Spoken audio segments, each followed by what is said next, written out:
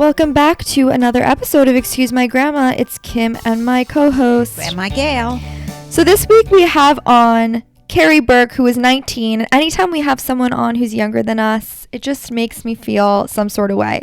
However you feel every time we have a guest on. Well, I thought it was a privilege listening to this young lady. She's very, very accomplished. Mm-hmm. She's written several children's books. Yes, 21 books. Right. And the Cupcake Club, Fashion Academy, Ask Emma, things like that. It's like young children's books and but young it's about more young adults, and it speaks out against bullying. She's very much into that theme, and I think she's done an awful lot of good things. Well, since then, she's ventured to TikTok, where she has a following of more than 3 million.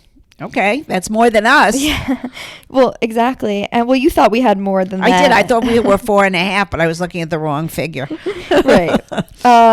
Well, if you guys don't follow us on TikTok, you should go right now, because we post really fun videos, and we have 200,000 followers.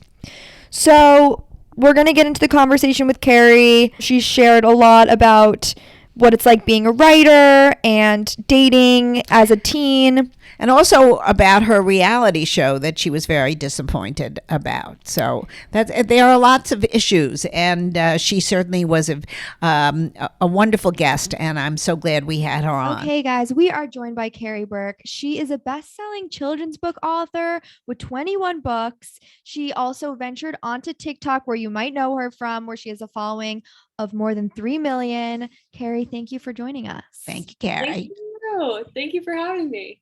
So let's start with your age, where you're from, and your relationship status. So I am 19 years old. I almost said 18. I just turned 19. Oh. I'm from New York City, and my relationship status is I'm currently dating someone, but not exclusive yet.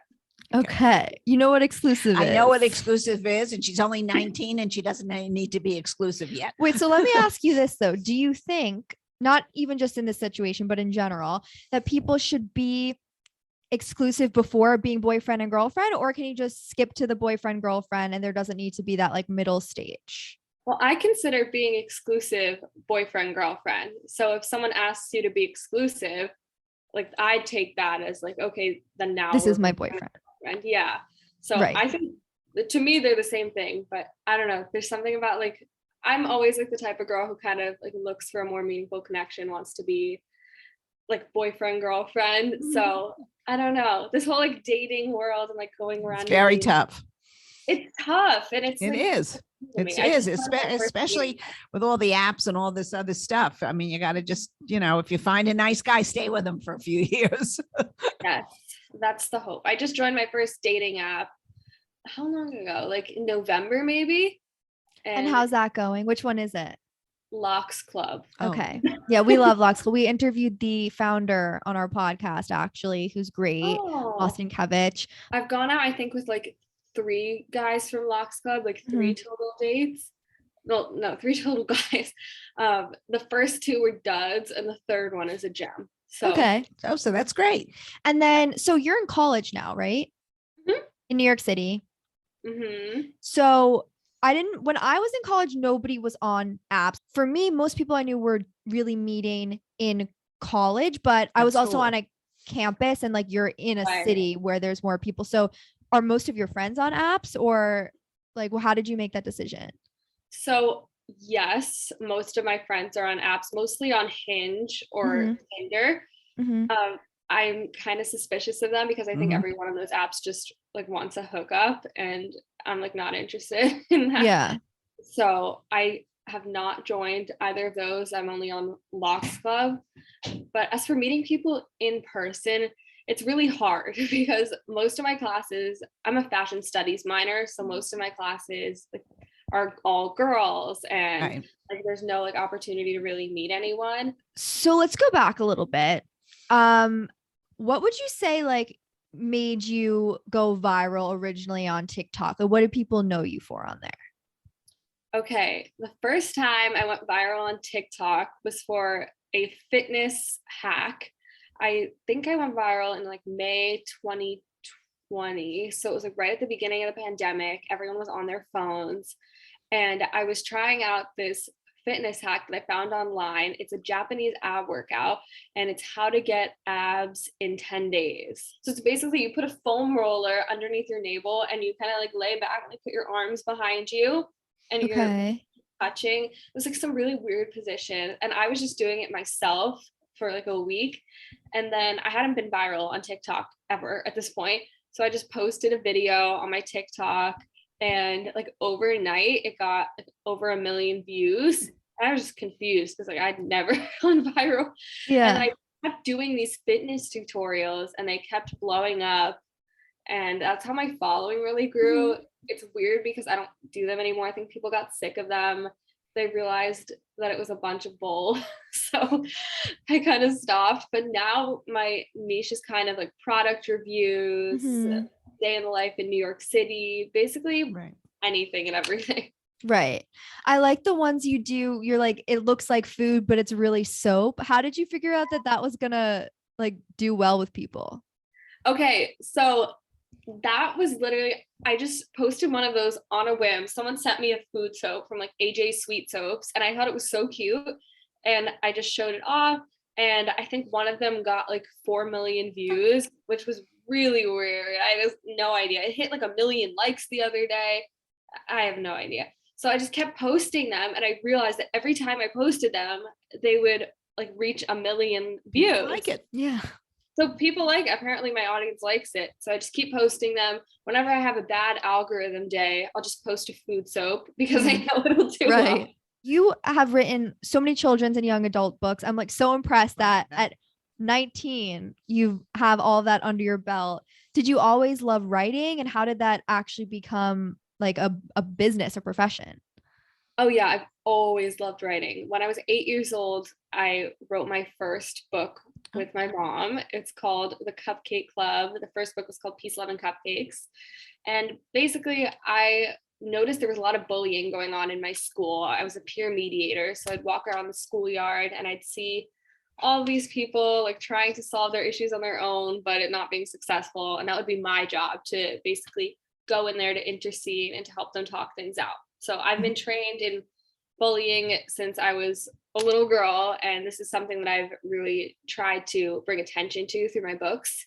So in the Cupcake Club, it's about these 4 girls who come together, they form this cupcake club, and they simultaneously combat bullying at their school because they're all outsiders and everyone looks down on them. But when they're together, they're unstoppable. Do the books get into the public school system in New York?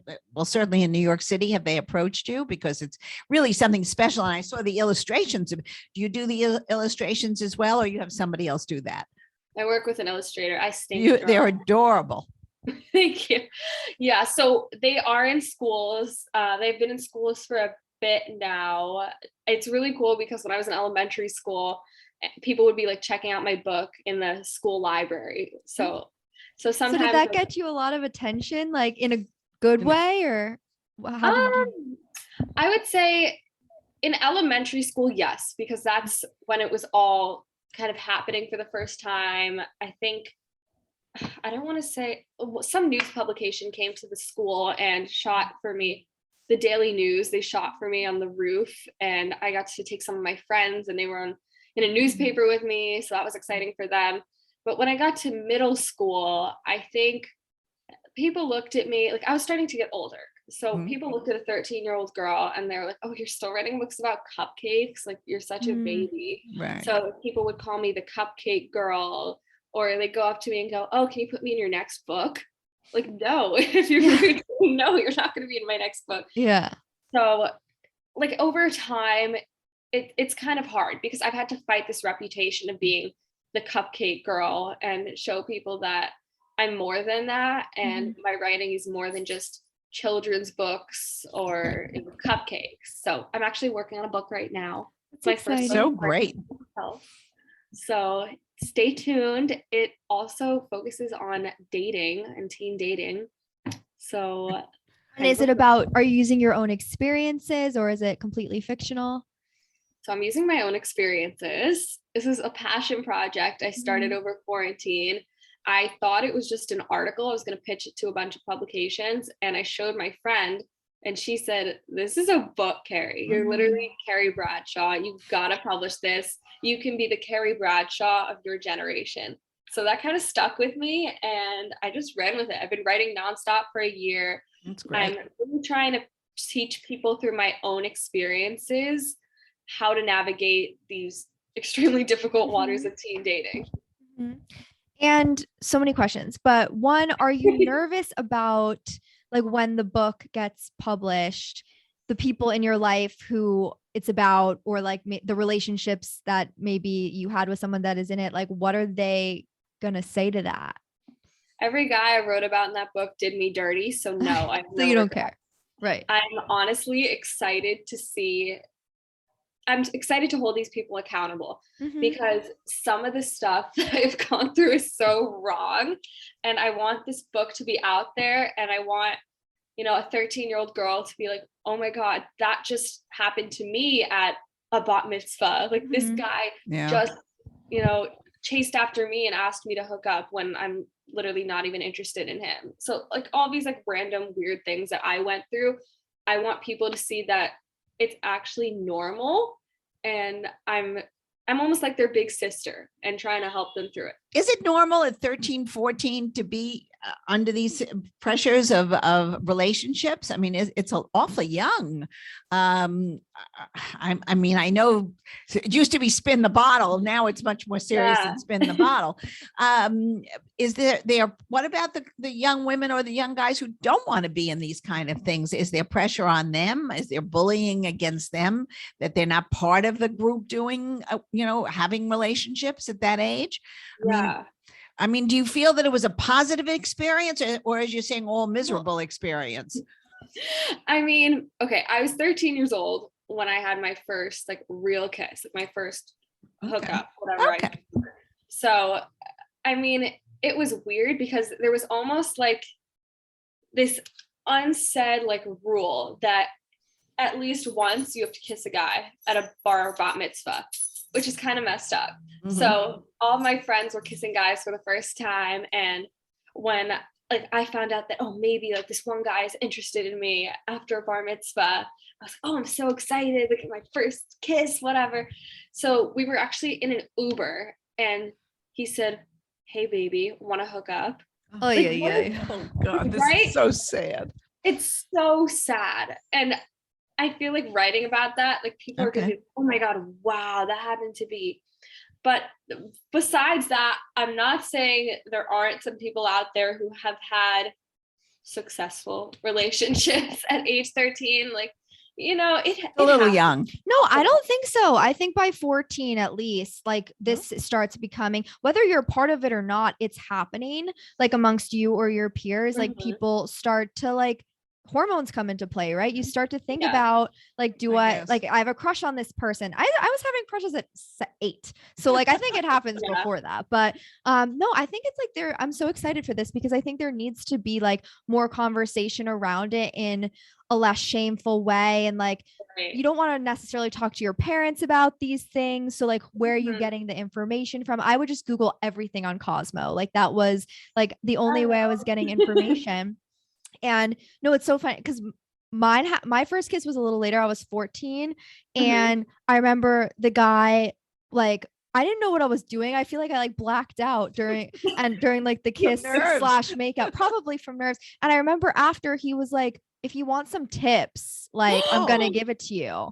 And I was like, why are you telling me I'm a bad kisser? Like my first kiss. And I remember he was like, you're supposed to move your tongue in this way. And I was like, you know what? That's horrible. But at the time, I actually really liked the guy. So I think I just internalized that, you know what, this is therapy. Maybe that's why I'm making bad decisions today about dating. But you know what, like this, people think that like, oh, I've hooked up with 3 girls. You haven't hooked up with any. I can teach you. Like, I know things that you don't. And there's like a very weird culture around a lot of this. So hey, I've been called inexperienced just because, you know, I haven't done as much as like some other guy, but like, that's my decision. Like if I want to wait. Exactly. So yeah, but I write a lot in my book, kind of back to like the 13, 14-year-old dating scene thing, about the importance of leading with your head sometimes and not just leading with your heart. because I think that's the difference between a 14-year-old pursuing a relationship and a 19-year-old. Right. Like I've gotten so much smarter over the years because I've lived and I've learned a lot. Whereas a 14-year-old will kind of just go goo goo gaga over a guy and be like, oh, whatever. Like, I'll just go to his apartment. Like, I just met him. Like, why not? Here I go. Whereas like a 19-year-old is like, I just met this person. Let me take a step back and realize that this is not a good idea. I actually think it's sad. I don't think a 13, 14 or 15-year-old even has the emotional stability. I mean, that's the problem. I mean, you know, everybody wanted to have a kiss or maybe do a little necking. But I think the problem is you're not emotionally ready to go any further. And I think either being pressured by a fellow, maybe who was the same age or a little older, it's a bad thing. Because so did that just not happen when you were younger, or what was it? Didn't really happen because most people didn't have at 13 or 14, it certainly didn't happen. Yeah. And if it happened at 16 and 17, you know what usually happened? The girl got pregnant, had to drop out of high school and got married. Right. That's really what happened. And I did know girls in high school who unfortunately never completed high school and had a family and whatever. And, you know, it ruined their lives, or maybe not. I mean, you know, but it did change their lives forever. I mean, today is a different situation. There's a whole other with birth situation. Control, Exactly. Exactly. And people, but I still think 13 years old is young. And I think the parents, I think some of the, I'm a big blamer on the media. I think all the stuff we see on the big screen and all this, it makes kids want to do things they're not emotionally ready for. That's true. Those Netflix rom-coms. Oh, we were talking about that. We were talking about rom-coms, but not necessarily Netflix rom-coms. Any rom-com. Like which ones do you mean? Oh, I was thinking of like To All the Boys I've Loved Before. Yeah. Yeah. Those glorifying. No, I just am curious because a lot of my friends haven't like watched those movies. So I mean, we watched like the rom-coms with like Along Came Polly and like and I'm sure you do too, obviously. All the old school ones. But old school, yeah. 10 Things I Hate About You. Right, like exactly. But they're still making it, right? Like they're still making these things on Netflix, a little less so. I kind of miss the rom-com, but I think there needs to be like a healthier rom-com. Same, more realistic. Yeah, a little bit. I mean, we watch TV and movies knowing that it's fantasy. So like, I don't think anyone wants to sit there and be like, this is reality. Like that's not fun. But I think it can't, like the narrative has to be a little bit different. And I think some people really take it for that's going to happen to them. And it really isn't going to happen to them. This is all made up. I don't know. Yeah. Okay. I wish I had your grandma for my first heartbreak to help me, because literally when I went through my first heartbreak, I had my grandma like sitting downstairs. I was in the Hamptons and I had to leave early because I'd been heartbroken for the first time.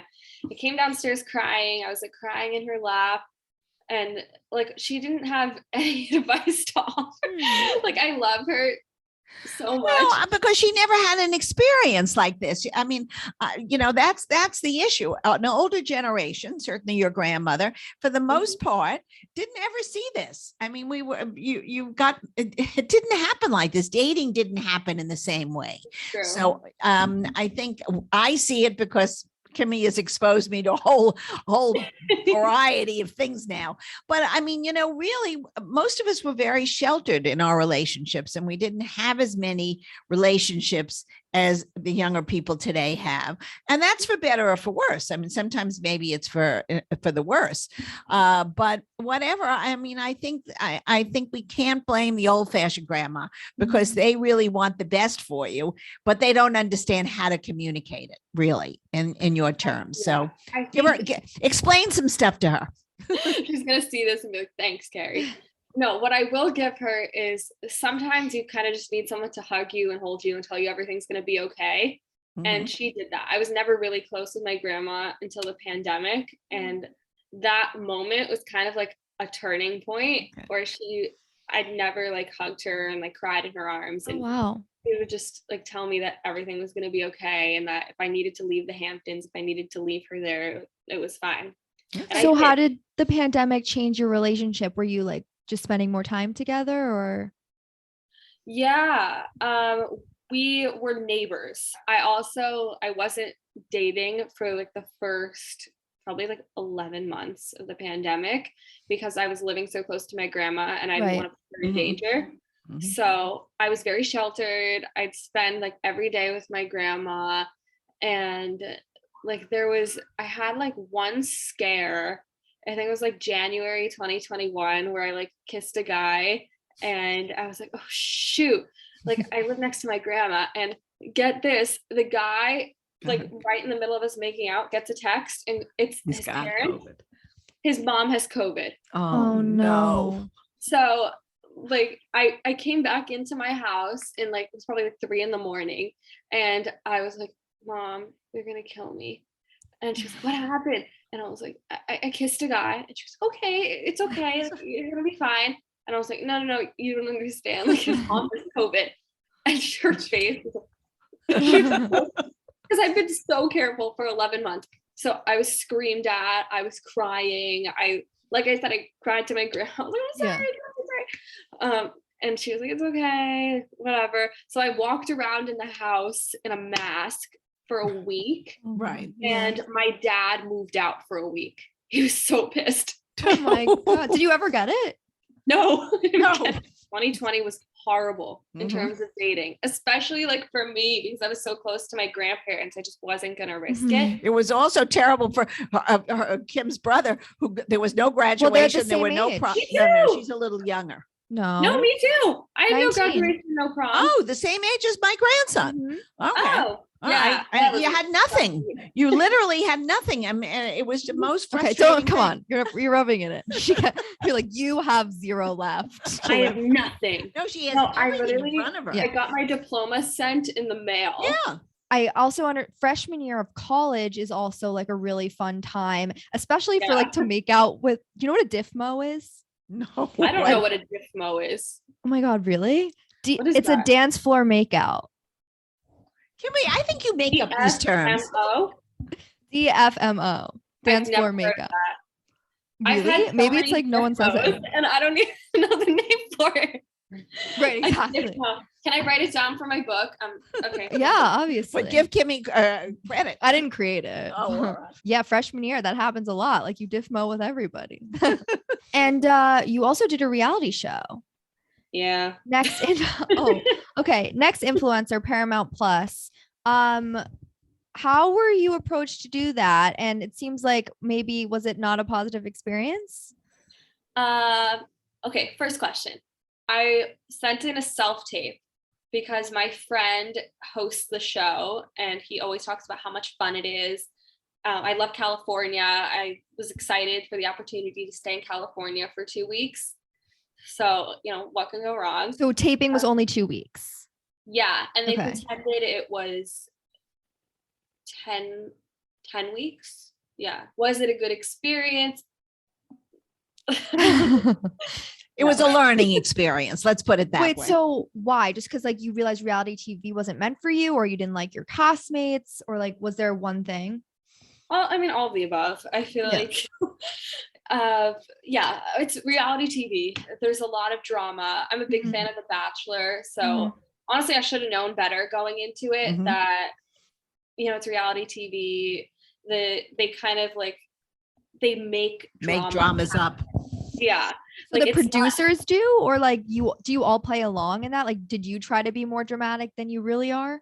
No, that's the thing. Like I was myself the entire time and I was so confused because they put us in these situations that are like not normal. Like I'd be having a private conversation with someone and then someone would walk in screaming because they just happened to be eavesdropping next door. Right. So they kind of set it up to happen.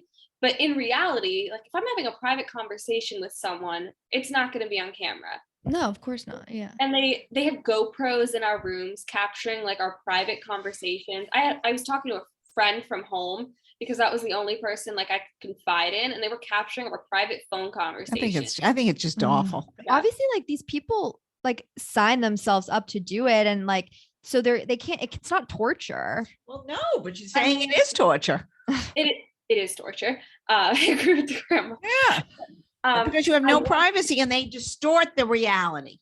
It's exactly, not It's a I distortion. signed myself up for reality TV, but I did not expect to be the center of all the drama on this show, which was kind of ridiculous because in reality, like I just don't give two F's about drama. Like I don't even care. And they literally take this one situation, me being truthful with a friend, and they turn it into Carrie's a snake, she's a snitch, she's a clown, she's a psycho, she's manipulative. I can literally go on and on. I get these messages all day. But that's what's like so wrong. Like I'm a real person. I have feelings. My intentions all along were to be truthful, but they spin it into something else and ruins your life. Well, it either ruins your life or like some careers are made. Yeah, but I still think they're bad side effects. It's not ruining my life because I feel like I'm using this as fuel. Like I'm going to be transparent. Like I was bullied on that show. I was bullied a lot. Like all of these people in the house, like I feel like they were manipulated and into thinking this opinion about me that's just untrue. And I'm using this as an opportunity to call attention to bullying because people literally just think bullying is commenting about someone's physical appearance or punching them in the face. Like all those cliche things about bullying that you've heard. Bullying is so much more than that. Bullying is about like tricking other people into thinking someone's a bad person. Like I do some explaining on the show about psychological bullying. This is something that I've been like trained in a lot. It's literally morphing someone's mindset to believe something about someone else that's untrue. How has your peers like in college or like the friends that you've made in New York City, like how do they approach you? Like did they know who you were? Like do you get nervous about people wanting to be friends for the wrong reasons? Yeah, all the time. I have a really solid group of friends from college that I'm grateful for because I never had that in high school. Nobody got it in high school. I'd be looked down upon. I was always seen as that cupcake girl because I was at the same school, K through 12. Right. So that kind of never went away. But in college, it was a fresh start. I'm a journalism major. Everyone in my classes shares the same interest as me, which I love. I also have a lot of friends who are in TikTok, love the influencer industry, and I can relate to them, which is great.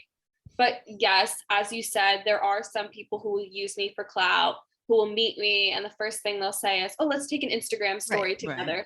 When all I want to do is get to know you.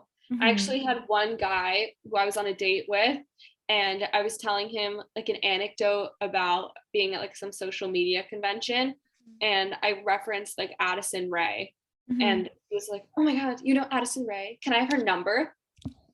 Like we were on she's like one of the top TikTok people. I mean, I just think it's just come on, you're with somebody, but don't do that. This just What happens like when you meet a guy and they follow you on Instagram and they're like, oh shit, like millions of followers? Oh my God, it's the hardest thing for me. Like, I avoid it for so long because I feel so awkward about it. But like usually I give someone my number first, which I think that's not like the best thing. But I'd rather them like talk to me first and get to know me and then like follow me on Instagram. Yeah, that's fair. And figure it out first. But I've literally had guys like slide in on Locks Club and say, "Are you internet famous?" And I responded, "No." I'm not ashamed of my social media. It's something I've worked hard on. I'm not hide it from people. But like my main hope in like pursuing a guy is that they're kind of able to see past the followers and the numbers and like recognize like, oh, cool, you have a social media. That's really impressive that you were able to build this platform. Not, oh my God, like this is so cool. Like, you post with me. Like there's a difference. Like if someone tries to understand the business side of what I do, I really appreciate that. Yeah. I have a few social media like related questions because I wanted to see if there really is a difference between being 26 and 19 when it comes to dating, especially. So Snapchat, I want to discuss Snapchat because like no one actually some of my girlfriends like will use Snapchat and stuff, but like if I'm dating older guys, like they're not on Snapchat. How prevalent is it for you guys? So I use Snapchat to post stories for my followers. Like for that purpose, yes. So you have followers on Snapchat? Yeah. Okay. I didn't even know that was like a thing. That's the thing. They have like a subscribe button on Snapchat. That's the other thing why I don't like giving my Snap to a guy, because then instead of like add friend, it says subscribe. Oh. And they're like, they feel kind of like weird Right. about that. Right. Okay. So, but you're totally right. Guys are not into Snapchat, at least in my own experience, if they're older. I usually like date a little older. So I think I'm at the age where Snapchat's kind of going, for dating. So if you're 16, 17, it's like you slide into someone's DM, hey, what's your Snap? That's and so I write about that funny. in the book. If you like a guy, how often are you like looking to see if they've posted a story? I don't. I mean, I don't know why you have to look at a story. That's what I don't get. No, if a guy's active on, okay, it's weird because the Instagram algorithm, it shows people's posts that you like interact with the most. Right. On the top of your feed. So if like, let's say a guy's post pops up on my feed and I like it often, then his stories will show up on my feed more. So if I see his story on top, yeah, I'll tap through it, but I'm not like actually like stalking. Yeah. Right. Good. Okay. That makes one of us. Good. Good. Stalking is a very real thing. Like I've ended up on like exes, new girlfriends, exes pages. Oh yeah, that yes. Yeah. I will admit to that. I've stalked an ex before, but like who hasn't? Of course. Yeah. Who hasn't? Girl? Me.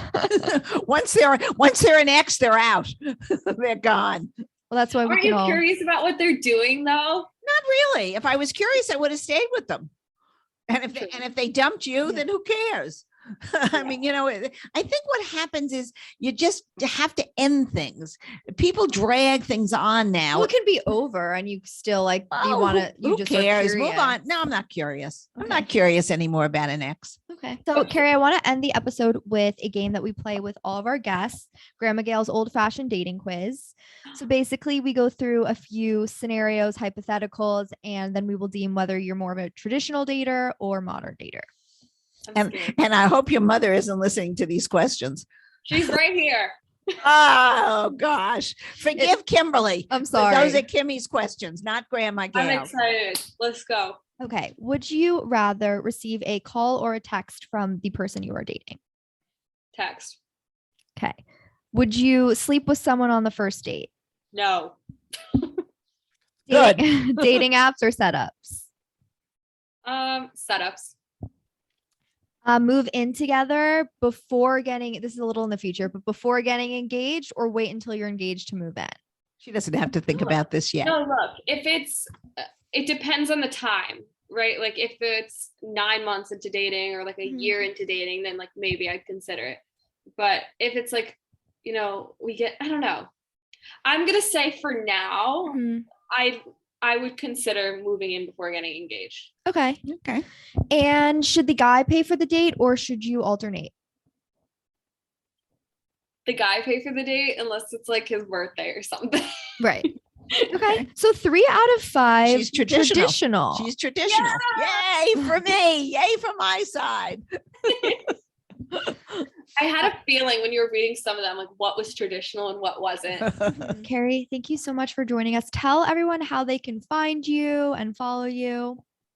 You can follow me on Instagram, TikTok, Pinterest, any social media at Carrie Berk with an extra K at the end.